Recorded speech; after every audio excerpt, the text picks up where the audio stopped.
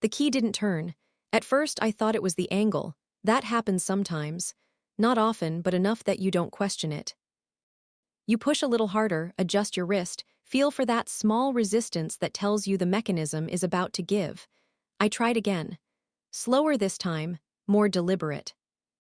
I pushed the key all the way in until I felt it settle, then applied pressure gently, the way I've done hundreds, no, thousands of times over the years. Nothing. No click. No shift. No subtle give of metal against metal. Just stillness. I frowned, not yet worried, just slightly annoyed. The kind of mild inconvenience that interrupts a normal day but doesn't change it. I pulled the key out and looked at it. Same one. Worn at the edges from years of use, the grooves slightly softened. There was a small scratch near the top, something I remembered noticing months ago when I dropped it on the pavement. It was mine. There was no doubt about that. I inserted it again, this time a little faster, almost impatient. Turned. Nothing. The silence of the lock felt heavier now, because this wasn't how locks behave. Even when they stick, they resist. They fight back, you feel something. This felt like absence. I stepped back slightly and looked at the door, same number. Same paint, slightly chipped near the bottom from when I moved in 12 years ago. Same handle, slightly loose on the left side. Everything exactly as it should be. Except for one detail that no longer made sense. I couldn't get in. I exhaled slowly, adjusting my grip on my bag, trying to stay calm. Maybe the spare key. That was the next logical step. I reached inside, moved past my wallet, my phone, the folded papers from the hospital until I found it. The older key. Slightly darker, less worn. I held it in my hand for a second longer than necessary, because now there was a small, quiet feeling settling in. If this one didn't work, then the problem wasn't the key. I inserted it. Turned. Nothing. This time I didn't try again immediately. I just stood there, because something had shifted. Not outside, inside. That quiet, precise feeling that something isn't just wrong, it's been changed. I lifted my hand and knocked. Once. Lightly, more out of habit than expectation. Of course there was no response. There shouldn't be. I had been at the hospital all morning. Routine tests, they said. Nothing urgent, just something to monitor. That's the phrase they used. My daughter had insisted on coming with me. You shouldn't go alone, she said. It's easier if I'm there. She had smiled when she said it. Calm, reassuring, almost practiced. I hadn't questioned it. Why would I? She was helping. That's what daughters do. I knocked again, slightly louder. The sound echoed faintly down the hallway, then disappeared. Still nothing. I reached for my phone. My fingers moved automatically, unlocking the screen, scrolling to her name without hesitation. I pressed call. It rang once, twice, then she answered. Hey, she said. Her voice was light, too light, as if she was expecting something simple. I'm at the door, I said. There was a pause, not long, but enough. What do you mean? She asked. The question felt off. I mean I'm home, I said. I can't get in. Another pause, longer this time. I could hear something faint on her side, movement, maybe fabric, maybe a shift in position. Then she exhaled softly. Oh, just that, just oh, something tightened in my chest. Not sharply, not suddenly, but steadily. Did you change the lock? I asked. I kept my voice calm, measured. Because there was still a reasonable explanation. There had to be. She didn't answer immediately. I could almost hear her thinking, not confused, choosing. I thought you'd stay longer at the hospital. The words landed quietly, but they didn't answer my question. They avoided it. I finished early, I said. I'm home. Silence again. Then, are you alone? The question didn't belong. Not here, not now. Of course I am, I said, more slowly this time. Why wouldn't I be? Another pause. Then her tone shifted, subtly. Not enough that someone else might notice, but I did. I'll be there in 10 minutes, she said. No, just tell me. The line went dead. I lowered the phone slowly. Because now this wasn't just about the door, or the lock, or the keys, it was about that sentence. I thought you'd stay longer. Not concern, not surprise, expectation. As if my absence had been part of something, as if my return wasn't supposed to happen yet. I stepped back from the door, looked at it again. Longer this time, because this wasn't my door anymore. Not in the way it had been this morning. Something had been done to it, something intentional, something quiet, something that didn't involve me. I glanced down the hallway. Empty, no neighbors. No movement, just closed doors and silence. The kind of silence that doesn't comfort you, it observes you. I shifted my weight slightly, then stopped, because even that felt too deliberate, too aware.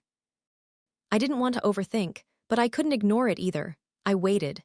10 minutes sounds short, but when you're standing outside your own home, it stretches. Every second becomes defined. Every small sound becomes noticeable. The distant hum of the elevator, a pipe shifting behind the walls, my own breathing, too loud, too present. I checked the time. Then forced myself not to check it again, because that would become a pattern, and something about today made patterns feel dangerous. Then I heard it, the elevator. A soft mechanical sound at the end of the hallway, then footsteps, familiar ones, measured, steady. She turned the corner, walking toward me, calm, composed. Holding her bag the same way she had earlier, her expression neutral, not rushed, not surprised, just controlled. "You're back already," she said, like I had interrupted something. "I couldn't get in," I replied. She nodded immediately, as if she already knew, as if she had expected this exact moment. She reached into her bag, pulled out a set of keys, not mine, new ones, clean.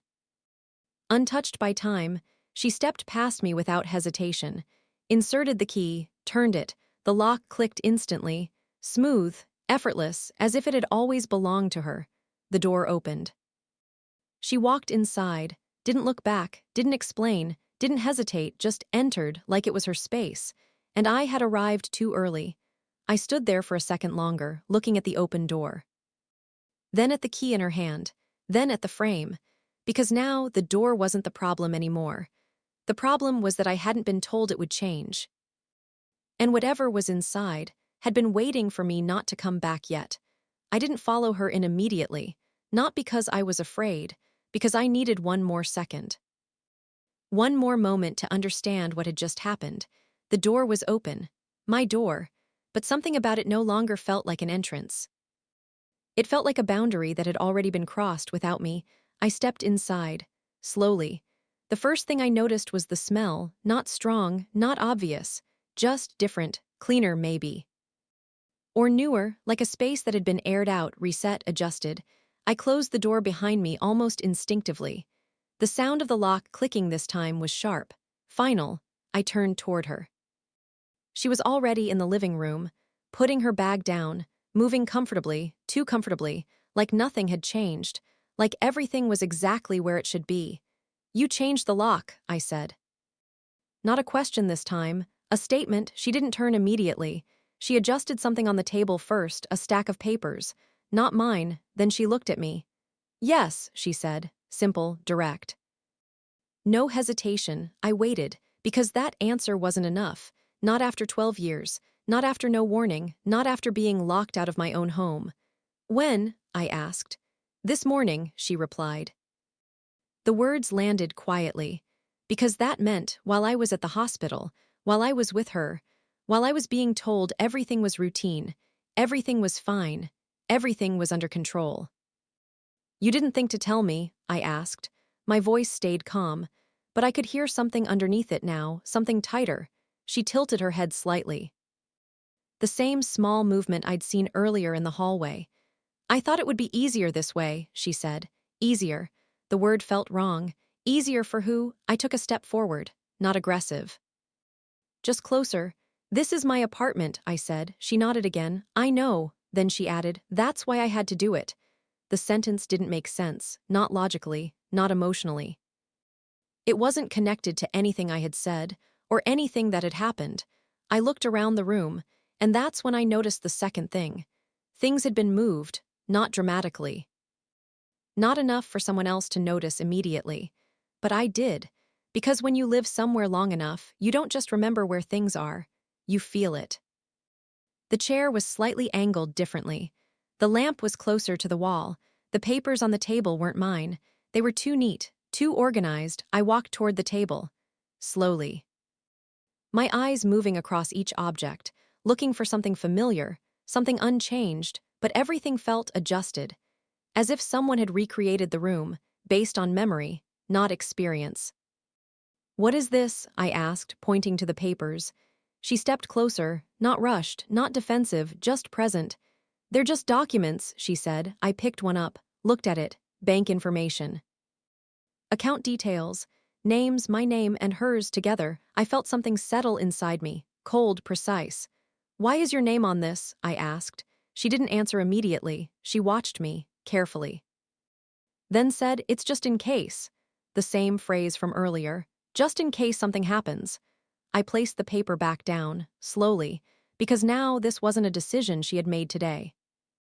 This had been planned, prepared, organized before the lock, before the hospital, before anything I had noticed. "How long has this been set up?" I asked. She looked at me, then away, then back again. "A few weeks," she said, "weeks." I felt my grip tighten slightly on the edge of the table, because that meant everything I thought was normal had already been changing, quietly, without me. "And you didn't think to tell me," I repeated. This time there was something sharper in my voice. She sighed, not dramatically, just controlled. "I tried," she said. I froze. Because that didn't match. "When?" I asked. She looked at me carefully, then said, "You said you didn't remember." The words landed slowly, because now this wasn't just about control. Or planning, or preparation. It was about something else. Something she believed, something she was acting on. "I remember everything," I said, firm, clear. She shook her head slightly. "No," she replied, soft, calm, like correcting something small. "Not everything." I felt something shift, because that tone wasn't concern, it wasn't fear, it was certainty. As if she had already accepted something about me that I hadn't. I looked at her, really looked this time, her posture, her expression, the way she was standing, balanced, prepared. Like someone who had rehearsed this moment, more than once. "You changed the lock," I said again, "not because I needed confirmation, because I needed to hear it." She nodded. "Yes, and you added your name to my accounts." Another nod. "Yes, and you didn't tell me." This time she didn't nod, she paused. Then said, "I thought it would be better if you didn't worry." I exhaled slowly, because now there was no confusion left. This wasn't help. This wasn't support. This was control. Quiet, careful. Justified, but still control. I stepped back slightly, creating space between us, because now I needed distance, not from her, from the situation. I looked toward the hallway, then back at the door. Because now that lock wasn't just a lock, it was a decision, a boundary. When I hadn't been part of, I turned back to her. "Give me the keys," I said, simple, direct. Her hand tightened slightly around them, just enough that I noticed. She didn't move. "I think it's better if I hold on to them for now," she said. For now, temporary, controlled, measured. I felt something settle, not anger, something clearer, more precise. Because now the door hadn't been changed to keep people out. It had been changed to keep me in. I didn't reach for the keys. Not immediately. Because grabbing them, arguing, raising my voice, all of that would follow a pattern. A predictable reaction. And something about this situation made me feel like predictability was exactly what she expected. So I stayed where I was, a few steps away from her, watching, not reacting. The silence stretched between us, not empty, weighted, measured. She shifted slightly, adjusting her grip on the keys, just enough to show she was aware of what I had asked and what she was refusing. "I'm not trying to take anything from you," she said. Her voice was calm, carefully calm, the kind of calm that doesn't come naturally in moments like this. "I just want things to be safe." Safe. The word landed the same way it had earlier. Soft, justified, but wrong. "Safe from what?" I asked. She didn't answer right away. Instead, she looked at the table, at the papers. At the arrangement she had created, as if the answer was somewhere there. Then she looked back at me. "You've been forgetting things," she said. Simple, direct, stated like fact. I didn't react. Not outwardly, because the moment I denied it too quickly, too strongly, it would confirm something, something she already believed, or wanted to believe. "I forget small things," I said carefully. "Measured, everyone does." She shook her head, slightly. "No," she replied, "not like this." Silence, because now this wasn't about keys or locks or documents. This was about perception. What she saw, what she believed, and what she was building around it. "What exactly do you think I'm forgetting?" I asked. She hesitated, not because she didn't have an answer. Because she was choosing which one to give. "You didn't remember the appointment this morning," she said. I felt something tighten slightly. "I knew about it," I replied. "You reminded me," she nodded. "Exactly. That's the point." The words didn't connect immediately, not logically, but emotionally they shifted something. "You used to remember on your own," she continued, soft, controlled. "And lately you don't." I leaned slightly against the back of the chair, not because I needed support. Because I needed stillness. Because this conversation was moving in a direction I hadn't expected. "And that means you changed the locks?" I asked. There was something sharper in my voice now. Not loud, but precise. She didn't react to the tone, she just watched me, carefully. "I needed to make sure nothing gets out of control," she said, "out of control." The phrase echoed slightly in my mind, because now the situation had shifted again, from safety to management, from help to containment. "And locking me out helps with that?" I asked. She inhaled slowly, then answered. "I didn't lock you out," she said. "I just needed control over the access." The difference was subtle, but intentional. She wasn't denying what she had done. She was redefining it. I looked toward the door again, because now that lock wasn't just a change, it was a statement. She controlled who entered, who left, who had access. And right now that wasn't me. I turned back to her. "And if I had come back later?" I asked. She paused, then said, "I would have been here." That answer came too quickly, too smoothly. As if she had already considered that possibility, planned for it, expected it. "You thought I'd stay longer," I said, repeating her words from earlier. She nodded. "Yes, and if I did?" She didn't answer right away, because now the scenario had changed.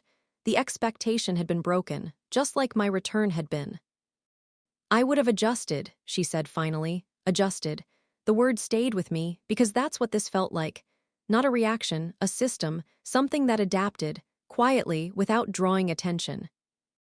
Without asking permission, I stepped away from the table, moved slowly through the room, looking at everything again. The chair, the lamp, the placement of objects, trying to feel something. Anything that told me how much had changed. "How many things have you adjusted?" I asked. I didn't turn toward her. I didn't need to. I could feel her watching me, measuring, evaluating. "Just small things," she said. "Things that make everything easier." Easier. Again, always easier, but never explained. I walked to the window, looked at the reflection. Not because I expected to see something different, because I needed to ground myself. The same room, the same space, the same person, nothing visibly wrong, and yet nothing fully right. I turned back, looked at her again. She was still holding the keys, still standing in the same place, still calm, still controlled. "How long were you planning to do this without telling me?" I asked. This time she didn't answer, not immediately. She looked at me, then at the door, then back at me, and something in her expression shifted, not fear, not guilt, something closer to calculation. "As long as necessary," she said. The words landed quietly. But they changed everything. Because now this wasn't temporary, it wasn't precaution, it wasn't concern, it was a decision. One she had already committed to, one she believed was justified. I felt something settle inside me, cold, clear, because now I understood something important. This situation wasn't escalating. It had already reached its final shape. I had just arrived late enough to see it clearly. I took a slow breath, then said, "Give me my keys." Not louder, not angrier, just final. She didn't move. Didn't respond, just held them tighter. And for the first time, she didn't look at me like I was her father. She looked at me like I was the problem she was trying to manage. I didn't step closer. Not yet, because distance, right now, was the only thing that still belonged to me. If I moved too fast, too directly, too predictably, I would be stepping into something she already expected. An expectation, I was starting to understand, was exactly where she was strongest. She didn't repeat herself. She didn't justify her decision. She just stood there holding the keys, her posture unchanged, her expression controlled. Waiting. Not for me to speak, for me to react. I let the silence stay. Long enough that it became uncomfortable. Long enough that it stopped feeling like a pause and started feeling like a test. "You're not giving them back," I said. Not a question. A statement. She shook her head slowly. "Not right now." The phrasing mattered. Not never, not no, not right now. Temporary, conditional, controlled. I nodded once, as if I understood, even though I didn't. "Not completely." "Then when?" I asked. She shifted her weight slightly, a small movement, almost invisible, but I noticed, because now every small detail mattered. "Once things are stable again," she said. Stable. The word felt heavier this time, because now it wasn't just about memory. It was about behavior, about predictability, about control. "And who decides that?" I asked. She didn't hesitate. "I do." The answer came too easily, too naturally. As if the decision had already been made long before this moment, I looked at her. Really looked, not as my daughter, not as someone trying to help, but as someone who had taken something from me and believed she had the right to. I took a step to the side, not toward her. Not away from her, just sideways, changing the angle, changing the space between us. Her eyes followed me. Instantly, tracking, not casually, precisely, I stopped. Because that reaction told me something. She wasn't just standing there. She was watching, measuring, anticipating, waiting for movement, waiting for pattern. I moved again. Slightly forward this time, not toward the keys, not toward her hand, just into the space between us. She adjusted her stance. Barely, but enough, a defensive shift, subtle, controlled. I exhaled slowly, because now this wasn't just a conversation, it was positioning. I looked at the table again. At the documents, my name, her name, together, structured, organized, prepared. Then back at her. "Who else knows?" I asked. That made her pause, not long, but enough. "No one," she said, too quickly. I tilted my head slightly, not questioning, observing. "You're sure about that?" I asked. She hesitated, this time longer, because now there was something she hadn't accounted for, something she hadn't prepared. "I spoke to the bank," she said finally. And the doctor," she added. The word landed differently, because now this wasn't just her, it wasn't just something she had decided on her own. This had been discussed, validated. Supported without me. "What did you tell them?" I asked. She looked at me carefully, choosing again. "You've been forgetting things," she said, repetition, consistent, structured. The same explanation, the same justification. "And they believed you," I said. She nodded. "Yes." No hesitation, no doubt. I felt something settle inside me. Because now the situation was no longer contained. It had expanded, beyond this room, beyond this apartment, into places where decisions are made, where records are kept. Where control becomes official. I walked slowly toward the kitchen, not because I needed anything, because I needed movement, but not predictable movement, not reactive movement, just displacement. She turned slightly to keep me in view, always adjusting, always watching. I opened a cabinet, closed it, turned, walked back toward the table. No pattern, no repetition, just change. Because now, if she was measuring me, then I needed to be something she couldn't define. "You should have told me," I said, not accusing, not emotional, just stating. She softened slightly. "Just a little." "I tried," she repeated, the same line, the same justification. "You didn't listen." I stopped, because that was new, not forgetting, not confusion, not decline, not listening. Which meant, in her version of events, this had already happened. We had already had this conversation, more than once. And I had already responded. Wrong. I looked at her. Because now there was a gap, not in memory, in reality. "I've never had this conversation with you," I said. She didn't argue, she didn't defend, she just watched me. Then said, "That's exactly what you said last time." Silence, because that didn't leave room for interpretation, not misunderstanding, not confusion, repetition. From her perspective, this moment had already happened, more than once, and each time I had ended up in the same place, standing here, asking the same questions, expecting different answers. I felt something tighten, Not fear, something sharper, because now this wasn't just about what she had done, it was about what she believed had already happened. How many times? I asked. My voice stayed steady, but I could feel something underneath it now, something more focused. She didn't answer immediately. She looked at me, then at the door, then back at me, counting, remembering. 3, she said. The number felt precise, not estimated, not guessed. 3, I exhaled slowly, because that meant either she was wrong, completely wrong, or something had been happening without me knowing, and now I was the only one who didn't remember it. I stepped back slightly, because the room felt smaller now, more contained, more structured, like everything inside it had already been decided. 3 times, and each time I had ended up here, locked out, asking questions, not understanding. And if that was true, then there was only one question left. What happened the 4th time? I didn't ask the question again, not out loud. Because the moment I did, it would become part of the pattern. The same sequence, the same reaction, the same position she was expecting me to take. What happened the 4th time? No. I kept it to myself, because now I understood something important. If she was right, then the pattern wasn't just repeating, it was guiding. And every time I followed it, I ended up in the same place. I stayed where I was, didn't move, didn't speak, just watched her. And this time she reacted first. "You're doing it again," she said.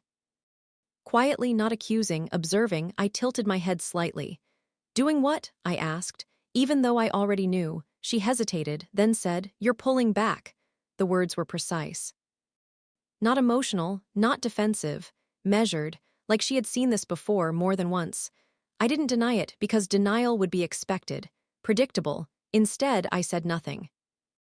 And let the silence stretch again. Longer this time. She shifted slightly, her grip on the keys tightening again, because now the lack of response wasn't part of her structure.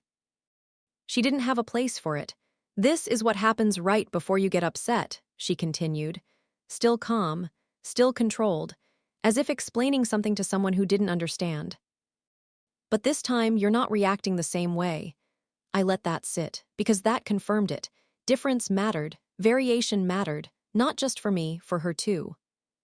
"You said 3 times," I said finally, not as a continuation, as a separate thought. She nodded. "Yes." "And every time ended the same way?" I asked. She hesitated, just slightly. "Then, yes." The answer was simple, but something in the pause told me it wasn't complete.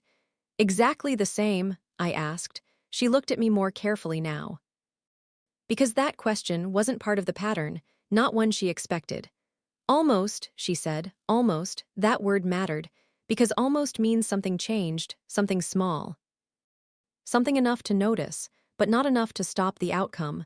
"What was different?" I asked. She didn't answer immediately. She studied me, like she was deciding whether to say it. Or whether saying it would change something. "You asked different questions," she said finally.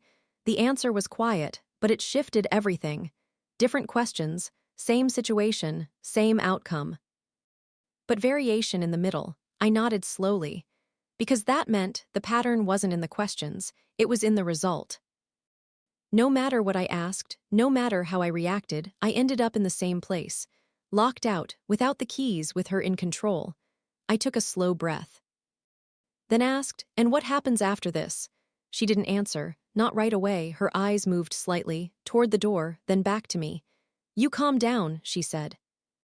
"Eventually." The phrasing was careful, measured, controlled. "Eventually," I repeated. She nodded. "Yes." "And then?" I asked. She hesitated again. Because now we were moving beyond what she expected to explain. "Then we move forward," she said, "forward."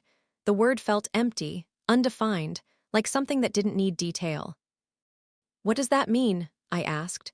She didn't respond immediately, because there was no simple answer, or at least not one she wanted to say out loud. "It means things go back to normal," she said. Normal, I almost smiled. Not because it was funny, because it was precise. Because now, I understood something she didn't realize she was revealing. If this had happened 3 times, and each time ended the same way, and then things went back to normal, then the change wasn't permanent. The control was temporary. That mattered. I stepped slightly closer to the table.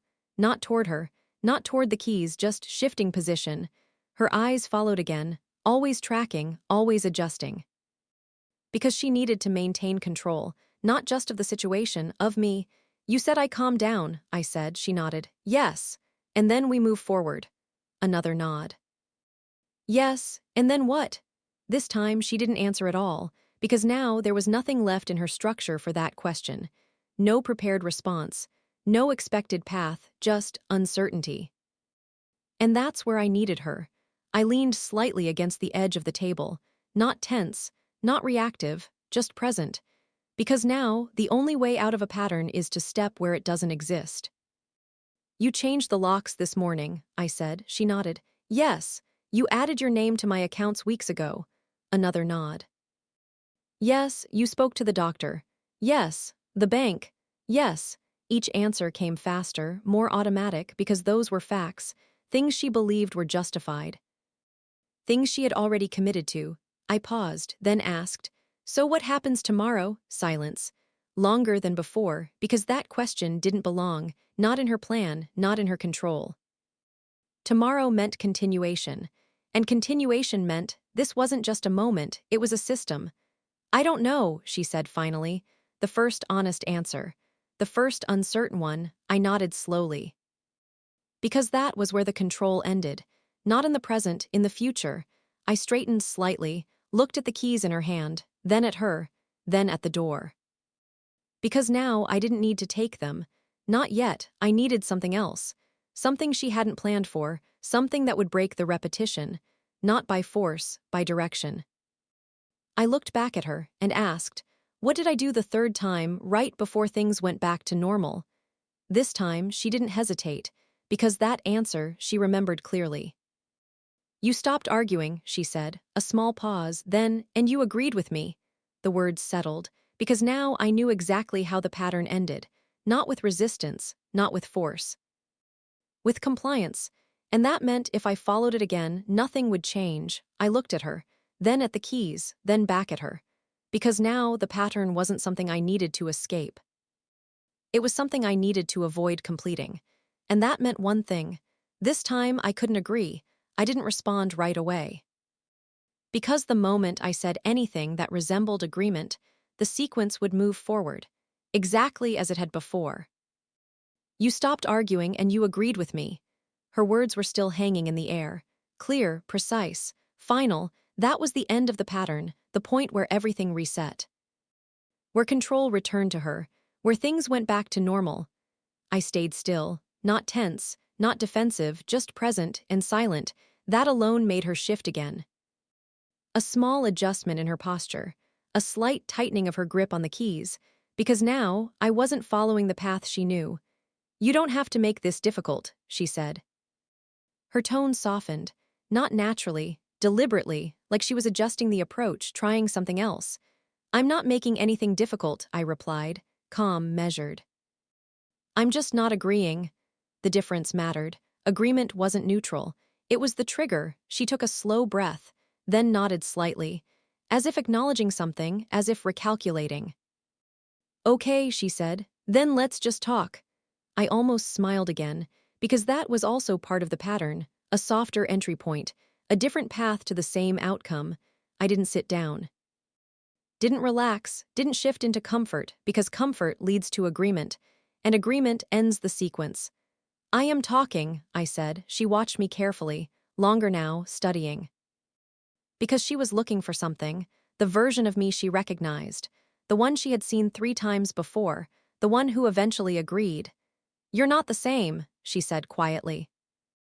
The observation was unexpected, not defensive, not controlling, just noticed. I tilted my head slightly. What do you mean? I asked. She hesitated. Then said, you usually get upset by now. A small pause. You raise your voice. Another pause. You try to take the keys. She looked down at her hand briefly, then back at me. But you're not doing that. I didn't respond, because she was right. And that difference was the only thing that mattered. I stepped away from the table, moved toward the window again. Not because I needed distance, because I needed to break the positioning, the angles, the lines of interaction. She turned slightly to keep me in view, always adjusting, always tracking.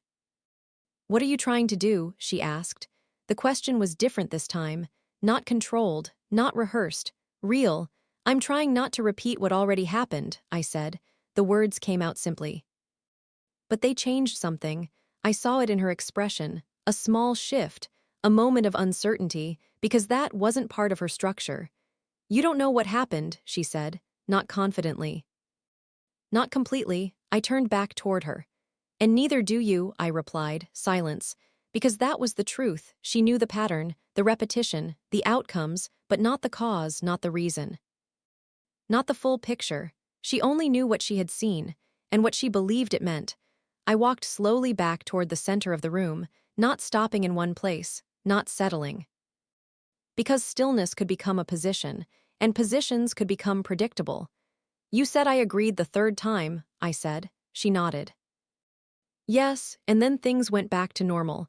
Yes, and you kept the keys." A pause, then yes. That answer came slower.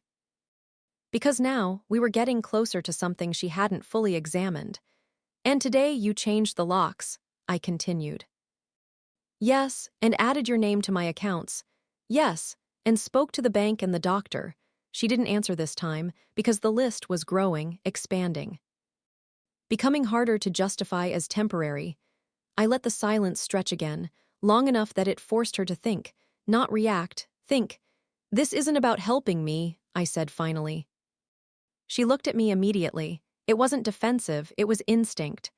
"Of course it is," she said, but the certainty wasn't as strong this time, not as clean. "Then why does it keep getting bigger?" I asked. That made her stop. Not physically. Internally, I could see it, because now the pattern wasn't just repeating, it was expanding. Each time more control, more changes, more adjustments. "And what happens next time?" I asked. She didn't answer, because now there was no next step she had planned, no clear outcome. No defined structure, just continuation. And continuation was unpredictable. I stepped closer to her, not aggressively, not quickly, just enough to reduce the space between us. Her grip on the keys tightened again, but she didn't move, because now she wasn't sure what to expect. "Give me one reason," I said quietly, "not based on what you think might happen." A pause. "Based on what has actually happened." She opened her mouth slightly, then closed it, because there wasn't one, not a concrete one, not something that justified everything she had done. There was only belief, and repetition, and fear. I held her gaze, because now the control wasn't in the keys, it was in the narrative, and the moment that broke, everything else would follow. She looked down, just for a second, at the keys in her hand, then back at me, and for the first time her certainty wasn't complete. "You don't remember what you said," she said quietly. Not accusing, not defensive, just unsure. I didn't deny it, because denial would bring us back into the pattern. Instead, I said, "Then tell me." And this time she didn't answer immediately. Because now she wasn't sure which version of the story she believed anymore. She didn't answer right away, not because she didn't remember, because she was deciding how to say it. I could see it. In the way her eyes shifted slightly, not away from me, but inward. Like she was going over something she had already told herself several times and now needed to repeat out loud. "You told me not to wait," she said finally. The sentence was quiet, almost careful. I didn't interrupt, because whatever she was about to say next mattered more than anything so far.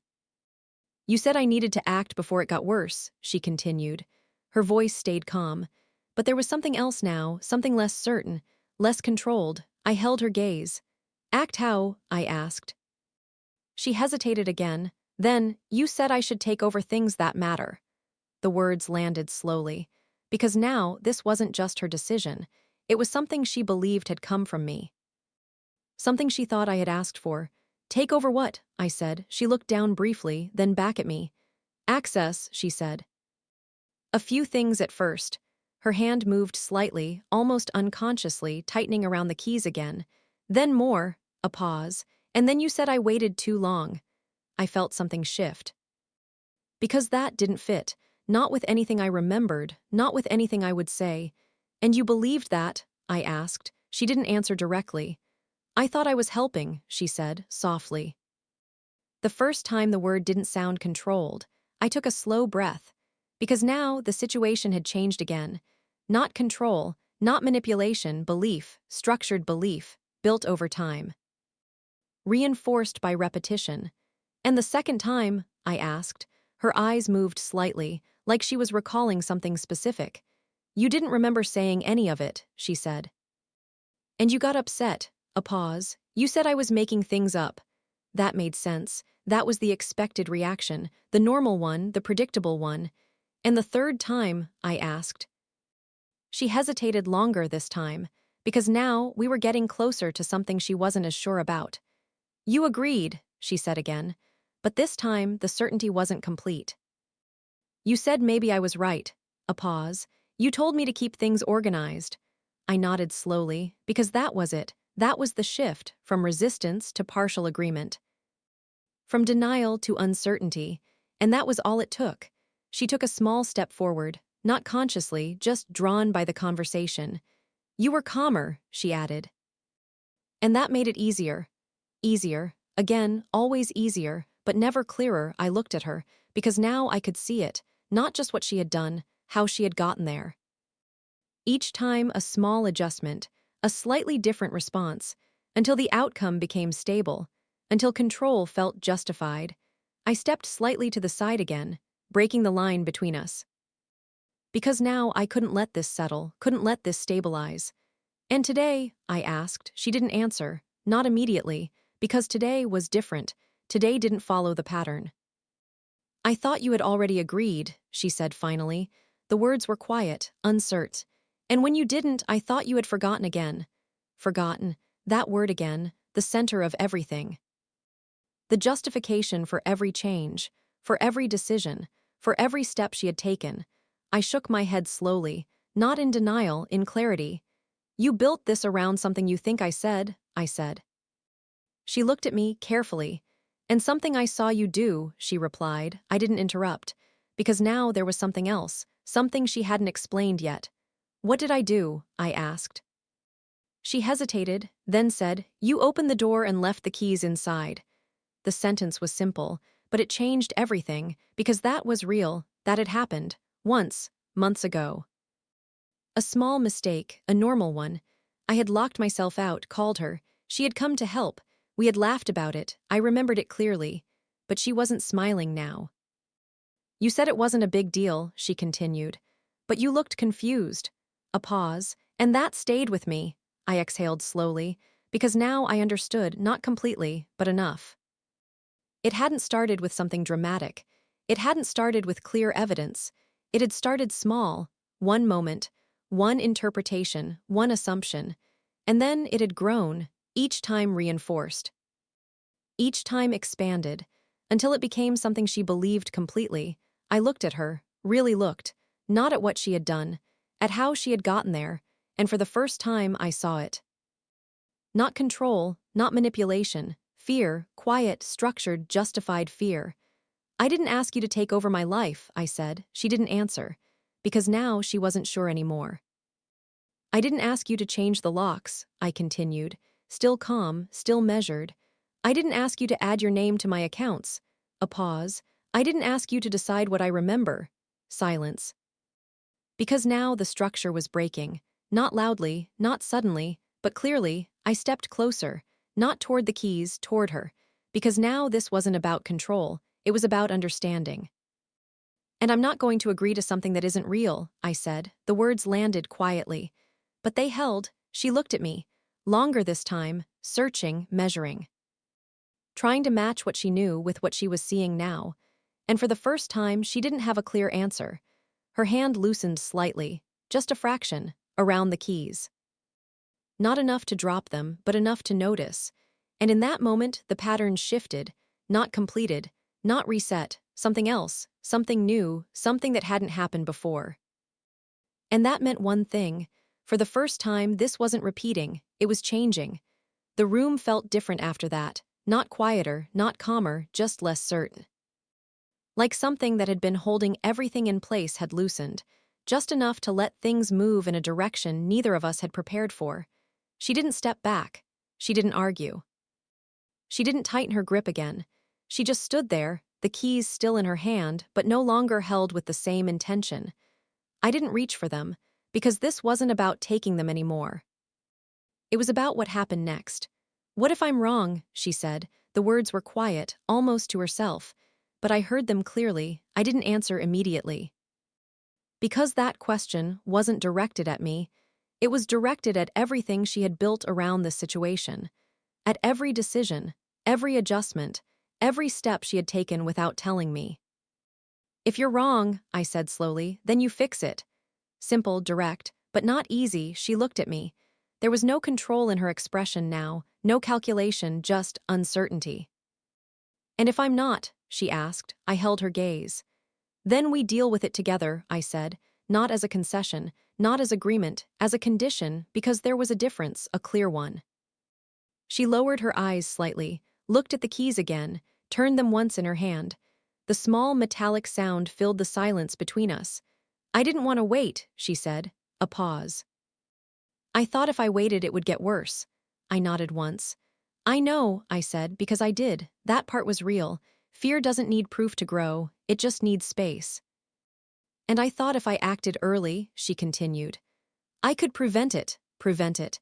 That was the word she had been building everything around, not control, not power, prevention. I took a small step closer, not into her space, just near enough that she didn't feel like she was standing alone in it. "You didn't prevent anything," I said quietly. "You just changed everything." The sentence stayed there, not heavy, not sharp, just true. She nodded slightly, very slightly, like she understood that part. Even if she didn't know what to do with it yet. We stood there for a moment, neither of us moving, neither of us pushing forward, because now there was no pattern to follow, no structure to repeat. Just choice. She looked up again, at me, not measuring this time, not evaluating, just looking. Then she extended her hand, not fully, not dramatically, just enough. The keys rested in her palm. Between us, I didn't take them right away, because this wasn't about winning something back. It was about what taking them meant. Responsibility, control, trust. I reached out slowly. Closed my hand around them. Felt the metal against my skin. Familiar, grounding, real. She let go, without resistance, without hesitation, just released. I held them for a second longer. Then stepped back, not away from her, just into my own space again, because now things needed to settle, not reset, not return to what they were, something else, something new. I walked to the door. Looked at the lock, then at the keys, then back at her. "We're changing this back," I said, not as a demand, as a decision. She nodded. "Yes." No hesitation, no argument, just agreement. But this time, it wasn't part of a pattern. It wasn't something she was expecting. It wasn't leading to the same outcome. This time it was different. I inserted the key, turned it. The lock clicked, smooth, clean, but now it didn't feel like control. It felt like something being returned. I opened the door, looked into the hallway, still empty, still quiet. Nothing had changed out there. Everything had changed in here. I closed the door again, turned back toward her. She was still standing in the same place, but not the same way. The tension in her posture had softened. The certainty in her expression was gone, replaced by something else. Something more real, more uncertain, more honest. "We'll figure it out," I said. She nodded, yes.